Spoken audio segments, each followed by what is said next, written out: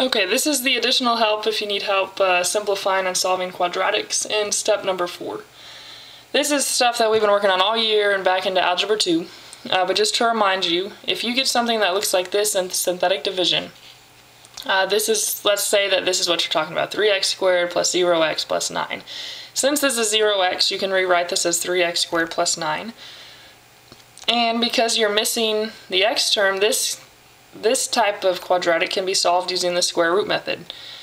So that would be where you would move the 9 over, okay, subtract the 9, and we're going to divide by 3 to isolate x squared. And then from here you would take the square root of both sides, and now we've isolated x, and we get x equals a positive or negative square root of negative 3.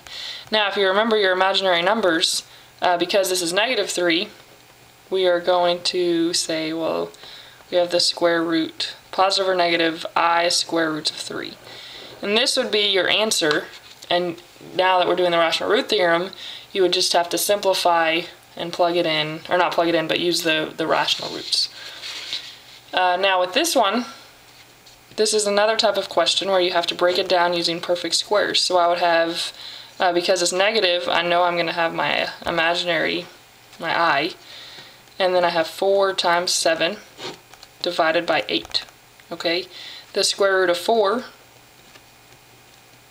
becomes 2, because that's the perfect square. And then from here, you can divide all of these values by 2. So I have 2 plus or minus I square roots of 7 divided by 4. And that would be my answer, plus the rational roots that we found in our table. But that was just to kind of help you remember how to solve quadratics. And you should be able to do all the questions that are on the paper.